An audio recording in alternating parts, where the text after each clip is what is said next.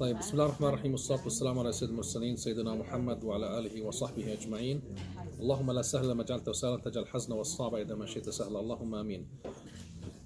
So we resume inshallah talk about fiqh al-tahara, which is the first normally session that you will be seeing in any book of fiqh al-ibadat. And this is again to help us be more inclusive in our approach for tazkiyat al-nafs. Tazkiyat al-nafs is not only to talk about how to be altruistic and be humble and ignore the dunya and be more devote to your ibadah, but rather to be inclusive in the way you see life. And this is one of the things that we need to be familiar with, which is doing our ibadat, how to worship Allah Azza wa Jal. So we said in the when we started that al-tahara is linguistically النظافة والنزاهة من الأحداث, to purify and to clean and cleanse yourself, and اصطلاحا رفع الحدث أو إزالة النجاسة, to remove the hadath. Is it recording? I think so. Do you want to check? Oh yeah, it is. And in a fiqh perspective, it is al-tahara linguistically is to is النظافة والنزاهة من الأحداث, to purify and cleanse yourself from any from dirt basically, and اصطلاحا رفع الحدث أو إزالة النجاسة is to remove any the action that have led you to nullify your wudu and remove any impurity. So with this normally we'll go, just as I said, this is very condensed, very simple exploration to the fiqh al-tahara. Many of you might be familiar with this, just as a refreshment reminder, and if you're not familiar with it, this is a chance for you to be aware of it. And this is not by any chance a session of comparing the different madahib or the issues of fiqh among the scholars. So what are the different types of water? This is normally something that we come across. كل ما نزل من السماء أو خرج من الأرض فهو طهور. Whatever basically come from the sky or comes out of the earth is pure. اللهم نقني من الذنوب والخطايا كما نقيت الثوب الأبيض من الدنس. اللهم اغسلني من الذنوب والخطايا بماء الثلج والبرد. From that dua that the Prophet ﷺ taught us, we know that the water of the rainwater and the snow or the hail are all considered to be pure sources of water, and any spring water that comes from the earth is also considered to be pure. Now this will bring us to quickly, practically, what about Lake Ontario? If you happen to be in the park in the summer and you wanted to do your wudu, is Lake Ontario considered to be a good water for ablution, for wudu? I think there has to be moving water, no? Well, according to the fiqh, it should be because it is a large bucket of water. But now we need to keep in mind the concept, the fact that maybe the water or the lake is contaminated. There are some certain areas where lake is contaminated, and when it is contaminated, then you need to be aware of the fact that using that water could cause some illness for you, or get you into troubles. But in general, if it does not smell or taste different than the regular water, it should be good for the purpose of purification. This is an important issue. Let's say if you happen to go camping and in a camping ground where there is a pond, and the pond has the leaves on the water, would that still be a good water for you to use for purification? And the simple answer to this is yes, as long as that water is not contaminated and and it's still good for the purpose of cleaning. الماء الباقي على طهوريته وان خلطه شيء طاهر ما لم يخرج عن إطلاقه. The same is to be applied for the water that a large bucket of water that is used for purification, and some soap were dropped into the water, or additive were put into the water, like something to make it smell good, then it's still good for purification. What about what about a water that was used by someone else, like someone was doing water in a wudu, and the leftover from that water, could we use it for purification for wudu? The simple answer to this, yes, is. Well, last I've heard is that basically, if you use water for like even your own limbs, you can't reuse it for like another limb. Basically. Well, the majority of the scholars said that's permissible. The Prophet ﷺ have used it, so it is permissible to use. I think Shafi'i does not, agree with that. Okay, that was why. But again, we're not going to go to the details of the fiqh. We're talking in general, so it's usable and permissible for you to use. Yeah. So speaking of the lake example, is it okay if do you judge by your eyes first and then you taste it, or? Well, I personally would not be feeling too comfortable to use water in the interior, Lake Ontario for wudu, because we know how contaminated it is. Yeah, it is. Just in general, let's say. In general, yes. If there is no smell, if you do not smell the water, if there is no najasa, because if you walk in any average day in the summer by Lake Ontario, you could smell the sewage. So, yeah, well, that's a fact, because this is where sewage end up, and after the recycling, right? Yeah. So لا يحكم بنجاسة الماء وإن وقعت فيه نجاسة إلا إذا تغير بها. So let's say that we have a large bucket of water or a lake or a pond, and some najasa will fall in it, and would it still be okay for us to use? And the short answer to this is yes, it is, as long as the nature of the water did not change from being pure tahir into becoming dirty or filthy, not usable for the purpose of tahara. So in general, as long as the water is clean and pure for purification, you should be able to use it for that purpose, inshallah. So now let's talk about najasat. We're talking in highlights about these issues. النجاسات جمع نجاسة وهي كل شيء يستقبله أهل الطبائع السليمة ويتحفظون عنه ويغسلون الثياب إذا أصابهم كالعذرة والبول. Impurity or filthy is anything that is not acceptable, by the standard of people, and you would not want to be touched by it. And if it touched your clothes, then you clean yourself from it, just like urine or stool. الأصل في الأشياء الإباحة والطهارة فمن زعم نجاسة عين فما عليه إلا بالدليل. So in general, the water should be clean or pure, unless otherwise it's proven to be najis or impure, and it's not usable for this purpose. Now, what are the things that would make a water impure? The urine or the stool of a human being, generally speaking, the filth, and also what causes the impurity is what this is discharged from the organs of the human being, and al-madhi and al-wadi. These are also two liquids that are discharged from the human private parts, and they are considered to be also filth, impure. The wadi and al-madhi. Al-wadi is a thick liquid, white liquid, comes normally after urinating, and if it comes out, then you should be removing that, preferably using water, and then after that you do your wudu. And al-madi is also the liquid that comes after stimulation, and this is also considered to be something that is impure, that would require you to do your wudu. And according to the hadith in which Ali ibn Talib radiallahu anhu used to have this a lot, so he sent someone to ask the Prophet ﷺ, what should he be doing in the event that this liquid comes out from his private part, and he said to him, each time you do your wudu for the salah, and you clean your private part and rinse them with water. And not ghusl? Not ghusl, no. Not this that does not require you from the ghusl. And this is there's a difference between the semen, which is al-mani, and al-wadi. And pre-semen, is that pre-semen? Yeah. And pre-semen is wadi, and mani is...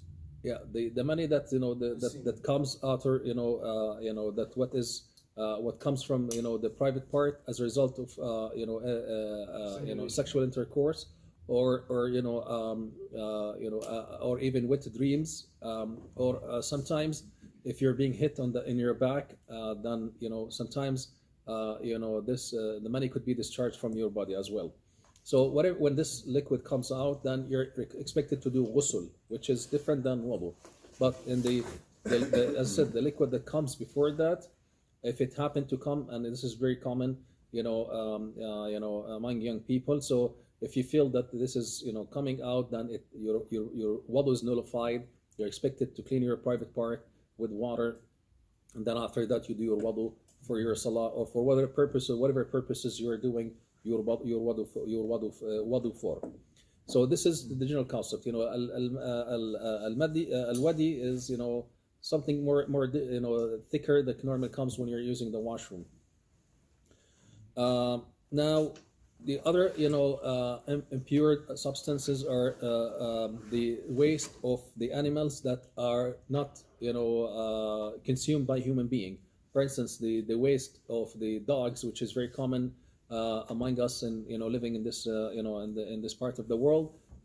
So the waste of the dogs is considered to be najasa, and you should avoid it and try not to make it touch your your clothing, or even when you walk, try to avoid walking on it, because eventually your shoes would have impurity on it. Blood is also considered to be from the impurity substances or najas, whether it is the blood that comes out of the wounds, or whether it is the blood that comes from the sisters during certain time of the month. The saliva of the dog is also considered to be impure, and I know there are so many questions that could come to mind about what if I happen to be walking and a dog come by me, or sniffed me, or or a dog touched me. In general, with the differences of the opinions in about the issues of the dog, and this is, I know that many people ask these questions. In general, dogs are not considered to be pets for us as a human being. I mean, as Muslims, the Prophet ﷺ discouraged us from owning dogs except for the purpose of farming or guarding, the cattle or the sheep, or for the purpose of security. If you have a farm and you need a dog for the protection and for to guarding your farm, that's permissible, or for hunting, because this is mentioned in the Quran. يسألونك ماذا أحل لهم قل أحل لكم الطيبات وما علمتم من الجوارح مكلبين تعلمونهن مما علمكم الله فكلوا مما أمسكنا عليكم واذكروا اسم الله عليه. This is mentioned in the Quran that in hunting you use dogs for the purpose of hunting, and for the guarding, and as well as for the controlling the sheep, and this is normal practice in general. But keeping the dogs indoor or at home is not considered an acceptable practice within the faith of Islam. Now, I know that probably you've been asked about your non-Muslim friends, or sometimes this has come across in discussions with your non-Muslim friends. Why you guys don't like dogs? Why you hate dogs? We don't hate dogs. We don't have anything against these creations of Allah as well. But Allah have created them for a certain purpose. They are created for these three list of that the Prophet have listed for, which is to guard, to hunt, or to control the sheep or the cattle. This is it. So let's say that you happen to be walking and a dog like you, and he just jumped on you and he licked your face or your clothes. What should you do? By the way, touching the dog by itself does not nullify your wudu, but the dog saliva is impure, najas. So it's what you need to do is to wash the clothing that has been or the part of your body that has been touched by the saliva of the dog 7 times. One of them is with sand, preferably the first one, so you can get the impurity out. So you're going to the masjid, you're trying to catch salat al-asr, salat al-dhuhr, you happen to a dog walks by and he touches you.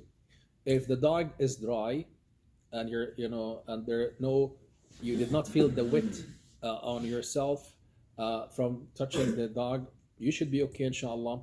But if it is wet and you felt the wetness of the dog, as a result of touching you, then your wudu is still valid, but you need to purify yourself by washing that part or this clothing with 7 times, including the first time preferably with the sand. Yeah. Is there an anecdote from this issue? Because I think I heard some sheikhs saying that the sweat of any dog is not pure. I said again, there are different opinions normally, and we're here not trying to cover all the different opinions, but in general, we're talking in general. We're talking in general, and this is my primary reference for this session I prepared is from Fiqh Sunnah, which is for Sayyid Sabiq, a very common book of fiqh that talks about the common agreed upon principles of fiqh. Al-mayta wa istathna minha, and deceased or the dead is considered as najis, except for al-samak wa jarad, the fish and the grasshopper or locust. Jarad, is it translated locust or grasshopper? Locust, yeah, or grasshopper, yeah. So everything dead animals are considered to be najasa, except for the fish, because al-hillatu, طهور ماهو حل ميتته. The process indicated that the water of the sea is pure for purification, and the fish that comes out of it is also considered to be good. It's not najis, because simply when you catch fish, you don't say Bismillah Allahu Akbar and you slaughter it. So unless you want to spend the rest of your day catching 5 fish or 10 fish max, but you catch a large amount of fish. But let's say if you happen to be walking by Credit River, and then there's fish dead and decomposed by the river, you say, oh, halal meat, let's go get it and go barbecue. I think you need to think twice about that, because it's already decomposed, you can smell it. But in general, locust, did I pronounce it right? Grasshopper or locusts are considered to be halal for or not najis per se. And then, by the way, it's permissible to eat. Yeah. So isn't that carcass like dead meat? I guess you could say like rotten meat. I guess isn't that haram? You mean for lawful animals? So is it considered fish too or no? So like I guess so. Animals in general, if you see it dead, you don't want to eat it, right? Seafood's different. Any animal that is dead, even from lawful animals, if it died before the proper place slaughtering, it's considered haram. This is not it's najis. That's excluding seafood, right? No, seafood is different. Yeah, Seafood is that's- different. that's Yes, seafood. But again, like I'm saying, be cautious. Seeing a decomposed fish on the floating on the sea or in the river, they say, oh, halal food. No, use in common sense. Exactly. Yes. ميتة ما لا دم له سائل كالذباب والنمل والنحل ونحو ذلك. The insects that has no blood, like the bees or like the ants, they don't have blood in their system, so they're not considered as najis. So anything with insects without blood. Yeah, that if they're not considered najis. They're not considered najis if they happen to die. So I know what if say in some parts of the country they eat insects, right? Yeah. What's the ruling on that? Can we eat insects? As far as I know, there is nothing wrong with it. And as I said, like locusts or the grasshoppers, they're good for food consumption. And now actually in Canada, or in most developed countries, they're considering now as this an alternative source of protein. There are farms now, I think, in certain parts of Canada that grow this grasshoppers.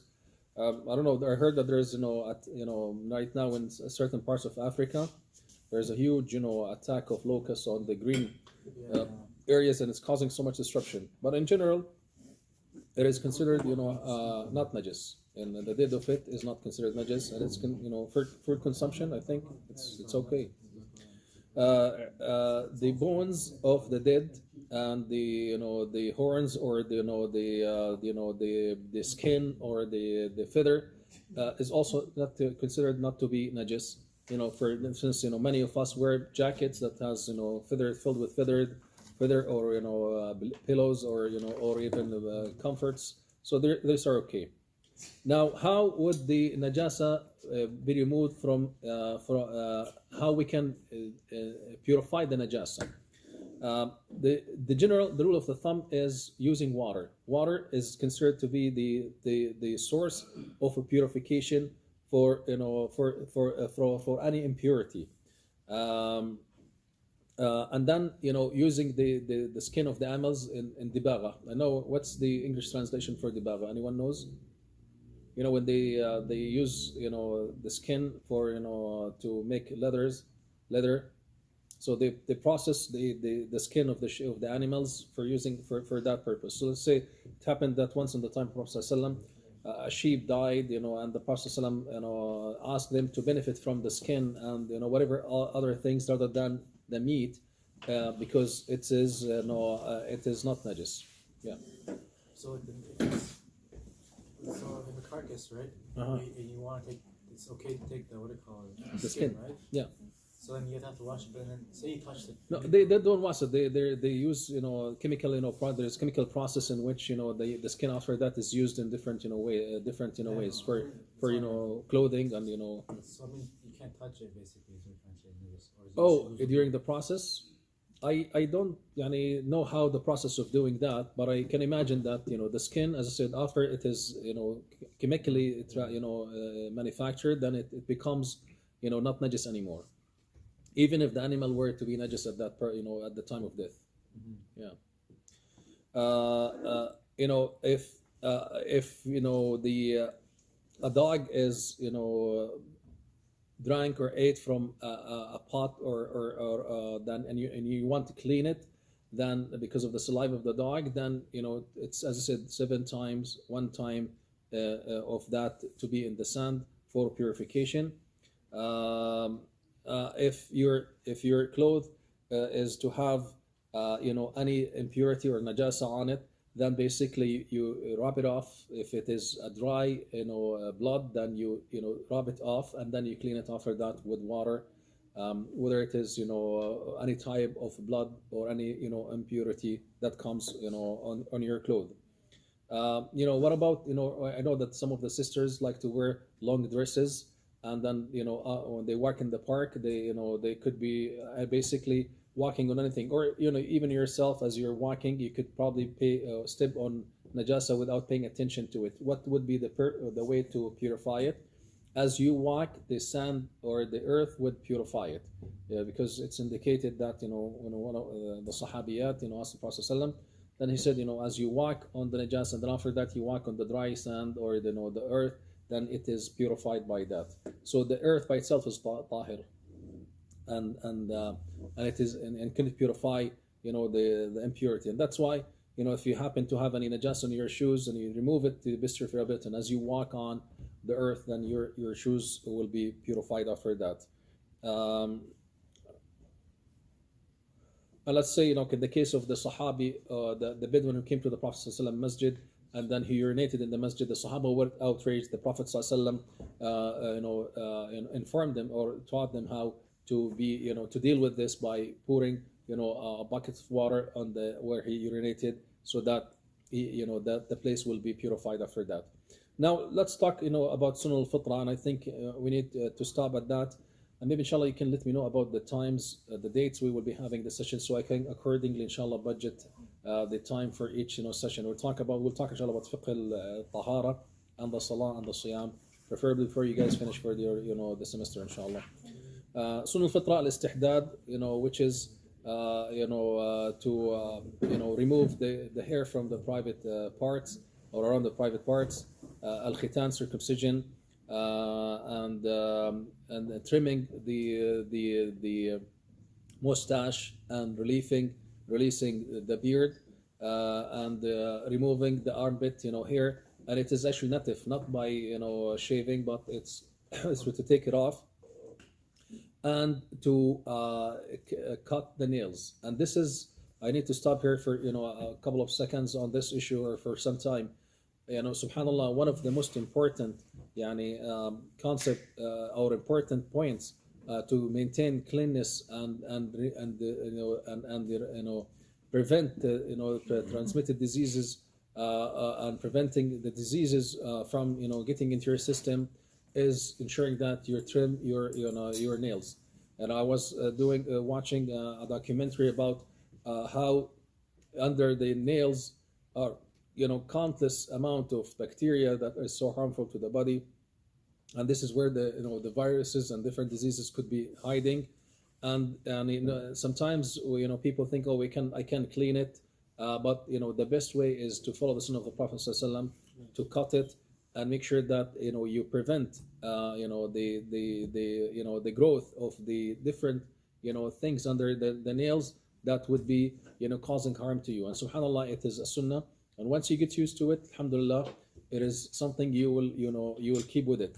And I know the sisters love to have long nails for different purposes, but I would recommend for you and strongly encourage you to consider that when you think of the risk factor, the health risk factors associated with long nails, you will have a second thought. I have asked one of the sisters once to watch just go online and Google about nails and the health issues about nails. I can guarantee you 90% that you will change your mind about having long nails because of that. These are from the Sunan al-Fitra. Also using the siwak, it says a mustahab when you do your wudu, or when you get up from sleep, or when you read the Quran, or when you enter your home, or you do qiyam al-layl. Istinshaq al-ma, which is to gargle as when you're cleaning your mouth, and then when you sniff and clean out your nose, and especially for those who have difficulty breathing in the summer like myself, I've consulted with so many specialists, and I once was advised by one of the doctors to use water, because water is the best solution that can clean the nose. And if you do it frequently on a regular basis, you would not need any of the medications that normally people will be taken as a result of the smog and the pollution in the air. Normally in the summer we have here, I have difficulty breathing most of the time in the summer, especially walking in downtown Toronto. It's it's very difficult for me, and I when I use sniffing and using water and clean my nose, alhamdulillah, I feel much better, alhamdulillah. غسل البراجم, and cleaning between the fingers and the nuts and of the fingers. This is also from the the Sunnah al-Fitra. Al-Istinja, which is another important sunnah to be practiced. Istinja basically using cleaning after yourself when you use the washroom. The most appropriate, preferable way to use it to clean after yourself is using water. I know this is a little difficult to exercise in the settings of the society in which we're living in, because there's using water but do your best. It is proven to be very hygienic. It's very healthy. It prevents and eliminates so many diseases, and it is health wise on the long range very effective tool for cleaning. Again, you can go online and look into the benefit of using water after going to the washroom, and you'll find a lot of now people talking about encouraging you to do that. Al-madmada, which is goggling, which is something we have talked about. I just wanted to conclude by going to the washroom. There are adab adequates for using or going to the washroom, because I need to stop here so I can catch Salat al-Isha inshallah in the masjid. From the adab of going to the washroom is the washrooms basically are the place where shayateen loves to stay. This is their the place of enjoyment. There's they call it rest room for shayateen. So you walk into the washroom with your left leg and you say Allahumma inni a'udhu bika min al-khubuthi wal khaba'ith. This is the dua with you. Why do we say Allahumma inni a'udhu bika min al-khubuthi wal khaba'ith? Ya Allah, I seek refuge by you from evil shaitan, both male and female, because this is where they reside. This is where they stay. So you want to protect yourself from shayateen. And from the sunnah is to not to talk, because when you walk into the washrooms, your malaika who are guarding you and recording for you, will be waiting for you outside. When you talk, you're actually pushing them to come inside to the washrooms. So I see it, very common practice. I mean, this, this is a very common practice. This is, very normal for people to talk in the washroom or, or to, do different things. But try to restrict yourself to consider that washroom is a time for me to go there, do my thing and leave. This is it. Make it very short, very, to the point, and avoid, unnecessary things that needs to be done. So with this, inshallah, we will conclude the session for today. And inshallah, next time we will be talking about tahara for salah, purification for salah, which we will be covering with that, the wudu, the fara'id of the wudu, the sunan of the wudu, and mustahabbat, and how to make sure that your wudu is done perfectly, so you're ready to be, ready to engage in salah, which is an important فريضة and ibadah to meet to Allah Azza wa Jal. جزاكم الله خيرا. السلام عليكم ورحمة الله وبركاته.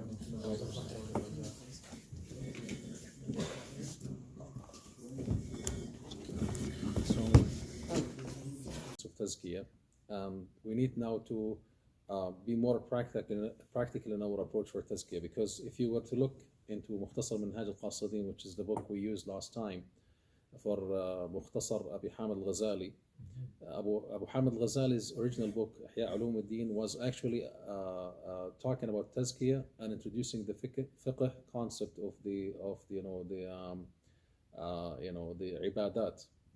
And then, when the Mukhtasar Minhaj al-Qasidin, was written, it was written without the fiqh perspective. So I think to be more practical in our approach, and this is not to introduce a course of fiqh and talk about fiqh al-muqarana or debate, the different fiqh opinion, but rather to talk about important, relevant issues in your life. The whole idea is to, beside exploring this tazkiyah perspective in the ibadah, we need to also be reminded about the ibadah. So this is more likely Ibadah 101.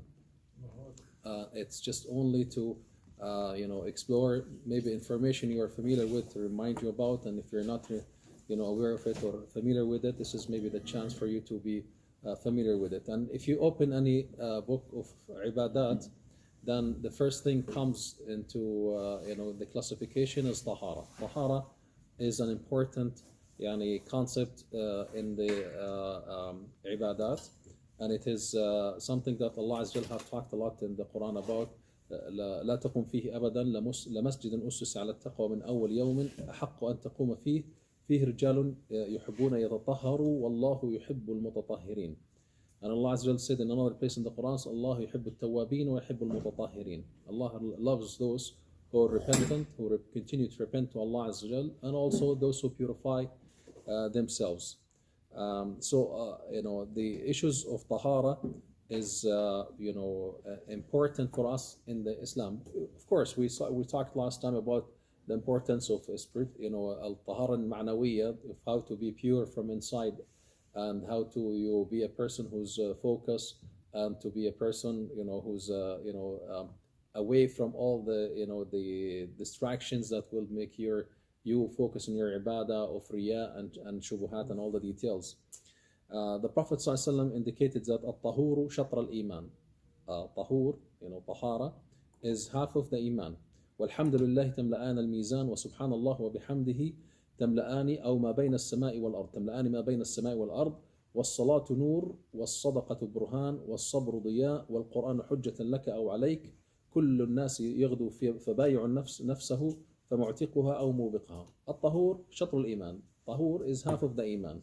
Walhamdulillah, filled between what is between the skies, what's in the sky and the earth. والصلاة نور, and salah is nur. And الصدقة is burhan, a proof, evidence for your iman in Islam. والصبر ضياء, and sabr is brightness. You wanna by the way, this is a two-way session. It's like if you need to communicate or ask something, by all means. You were gonna say something? No, جزاك الله خير for making it interactive. No, subhanAllah, like when you say that it's your zakat is proof. No.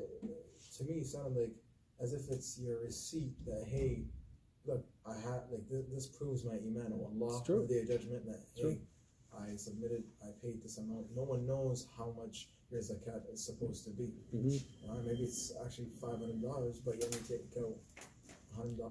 That's it. It's a proof, that's why the Prophet said الصدقة برهان. If you're, so many people say that they're Muslim, they're mu'min, but when it comes to, contributing and giving from what Allah Azza had given to them, things will be different. And that's why, sadaqah is known to be a burhan, a proof, an endorsement about your claim of iman or your connections with Allah Azza wa Jal. And Quran is a hujjah, either for you or against you. It's a proof, an evidence, whether for you or against you. The Prophet ﷺ also indicated, and this is a group of a hadith that talks about the importance of tahara and its significance in the ibadat. إذا توضأ العبد المسلم أو المؤمن فغسل وجهه خرج من وجهه كل خطيئة نظر إليها بعينه مع الماء. When you do your wudu, with every drop of water that you cleanse your face with, the khataya, the sins will be coming out from your face. The sins that were accumulated by looking at the haram and inappropriate things will be coming out with the drops of the water that you will be cleaning your face with. And when you clean your hand, فإذا غسل يديه خرج من يديه كل خطيئة كان بطشت بها يداه مع الماء. And as you cleaning and washing your hands, with all the sins that your hands have accumulated will be all washed out by the last drop of the water that you are using to wash your hand. فإذا غسل رجليه خرجت كل خطيئة مشته رجلاه مع الماء. And then the same to be applied when you are washing your feet until you will be purified completely from your sins for the salah. In another narration there is, and then your salah and walking to the masjid will be bonus for you, will be nafil.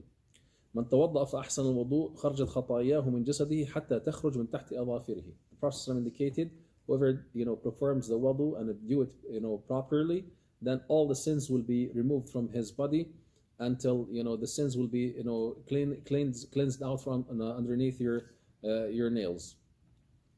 And this is how important the tahara is in Islam, and this is how important is wudu. And this is why, to be more practical in our approach, as I said again, is we are reminding ourselves about the basics of ibadat. And the best, as I said, the first, any book of ibadah starts with the tahara for its importance. ألا أدلكم على ما يمحو الله به الخطايا ويرفع به الدرجات. The Prophet ﷺ said once to the Sahaba, should I inform you about what would Allah Azza Jal be erasing with it the sins and will be raising your ranks with? And the Prophet, the Sahaba were saying, oh bala ya Rasulullah, indeed, what is it? And then he replied, إسباغ الوضوء على المكاره, to spill the water over the organs of your wudu. إسباغ الوضوء على المكاره وكثرة الخطى إلى المساجد. And إسباغ الوضوء would mean thoroughly washing the organs of your body when you're doing your wudu, and to walk to the masajid. وكثرة الخطى إلى المساجد, increase your steps of walking to the masajid. And this is again reminds us about the importance of ensuring that you're doing salat in jama'ah. I know that you guys are now busy with the school work, and then you're not in an environment where you will hear the adhan called 5 times a day and you're able to walk to the masjid. But I strongly recommend for you to organize your time in a way that you will be able to make salat al-jama'ah for the salawat you're in school or in college. I remember back in time it was a huge struggle for us, but alhamdulillah we made it. It was a struggle, but we did it. It's possible to be done, and your times is more much easier than our times. I'm talking about 20-25 years ago in time, actually maybe 30 years ago, when it was extremely difficult for us to be able to establish jama'ah. We used to walk a distance to be able to meet with each other, so we're able to establish jama'ah, especially for salat al-fajr and al-isha. So do your best to ensure that you have a timing for salah which is acceptable for many of you, and meet in a place, a certain location, and establish the salah. Wallahi, there is nothing more beloved, and more lovely, and more rewarding, and more blessing for you in your life like the salah. Because this is your ruh. Salah is your ruh as a Muslim. It's your life. Your asset is salah. The Prophet ﷺ said that when he in Rihlat al-Isra al-Mi'raj met Musa in his qabr, he used to be, he was doing his salah. He used to pray in his Musa alayhi salam praying in his qabr. So and this is the ibadah that the Prophet ﷺ traveled from the earth all the way to the sky to bring it to us as a gift to the ummah. So isbagh al-wudu' al-makarih, thoroughly washing your organs and walking to the masajid. This is primarily by day for the brothers. Sisters are exempted because you're praying in your home, or where and more you're getting the similar reward to the men who are expected to walk to the masajid. وانتظار الصلاة بعد الصلاة فذلكم الرباط. And this is a beautiful part that I love at the end of this hadith. And he said, waiting for salah after the salah is indeed a ribat. A ribat refers to those who are standing and guarding in the path of Allah Azza wa Jal. And we know that guarding in the path of Allah Azza wa Jal is really extremely rewarding, because the darwat sinam Islam is a jihad. Peak of Islam is jihad. And when you know that waiting for salah and adjusting your time, it's a matter of adjustment for the time. We're not saying that you should be ignoring all the responsibilities in life, but rather be more mindful about your duties towards Allah Azza wa Jal. And this is what Allah would love from you, because ما تقرب إلي عبدي بشيء أحب إلي ما افترضته عليه. Nothing is more loved by Allah Azza wa Jal that the servant is able to offer more than the fara'id. And salah is from what Allah Azza wa Jal has prescribed on us from the fara'id. So this is what I want us to be keeping in mind, that intidar as-salah ba'd as-salah, waiting for the salah after the salah, is indeed the ribat, the guarding in the path of Allah Azza wa Jal. Yeah. So it's like you pray your dhuhr and then you wait for asr in the No, masjid? not necessarily like you stay in your place of salah until the other time. But the whole idea here, I'm saying again, we need to speak practically as we're living in a different context and different environments. You pray your dhuhr, for instance, after you have arranged with your brothers and the sisters for salat al-dhuhr. And then you keep yourself mindful on the next salah, which is asr, to be able to pray it on time. So being guarding your time and being mindful about it is what will be. Sometimes you happen. You say, okay, I am I leave at 4 o'clock, and then and I by the time I get home it's going to be 5 o'clock, and I will be missing asr. So it is worth it to be a little late and pray in jama'ah together before you leave from college, and make it home safely. This is part of a ribat, being mindful and guarding the times of your salah, and ensure that you do it the way that Allah would love it, to receive it from you. So إسباغ الوضوء على المكاره كثرة الخطى على المساجد, doing your wudu thoroughly and properly, and this is what we will be exploring inshallah, of how to perform our wudu properly, and then walking to the masajid and waiting for the salah after salah, and this is indeed the guarding in the path of Allah Azza wa Jal. ما منكم من أحد يتوضأ فيبلغ أو يسبغ الوضوء ثم يقول أشهد أن لا إله إلا الله وأشهد أن محمدا عبده ورسوله إلا فتحت له أبواب الجنة الثمانية يدخل من أيها شاء. This is how beautiful is the doing the wudu. If you do your wudu properly and you say أشهد أن لا إله إلا الله وأشهد أن محمدا رسول الله, and in another narration اللهم اجعلني من التوابين واجعلني من المتطهرين, then the gates of Al-Jannah, the 8 gates of Al-Jannah will be wide open for you to enter from whichever gate you prefer to walk into Al-Jannah with. And this gives you an idea of again how beautiful this ibadah of wudu is, because it is the gate for your salah, and it is subhanallah what recognizes you as a Muslim from others. In the hereafter, when the Prophet ﷺ said once to the Sahaba, I'm looking forward to meet my ahbab, and they said, we're not your love, Ya Rasulullah. He said, no, you are my companions, and my loves will be coming later on.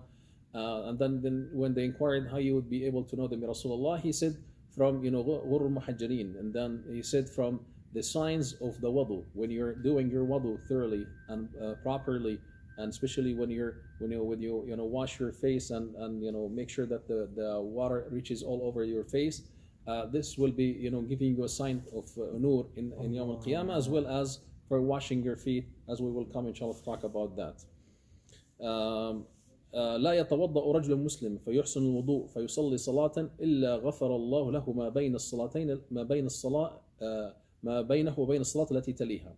No one performs his wudu and offers his salah in a most perfect shape and manner, except that Allah Azza wa Jal would be forgiving and cleansing for him what comes between the two salahs. So this is an important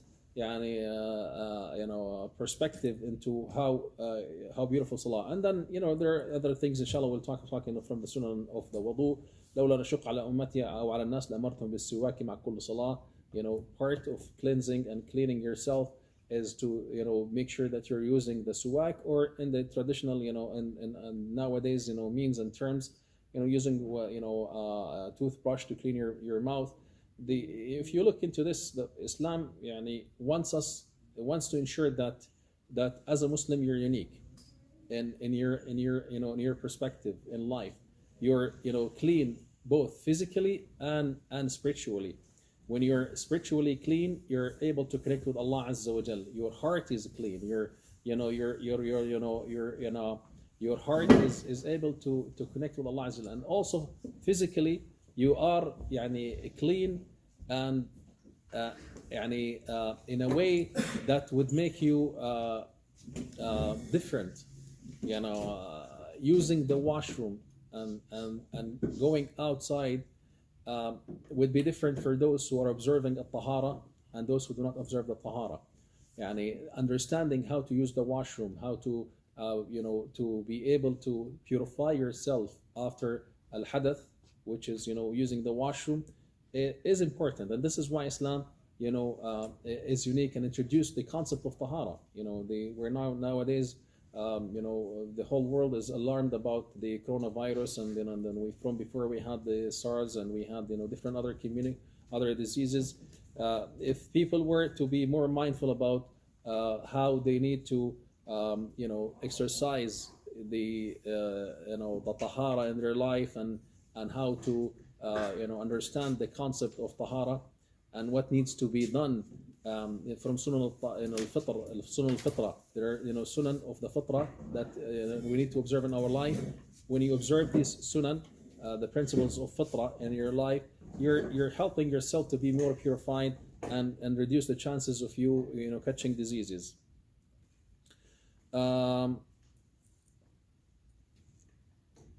I'm not sure how much time left for Salat al-Maghrib. Is it 3 minutes or 5 minutes? A couple of more minutes? 6:05. طيب.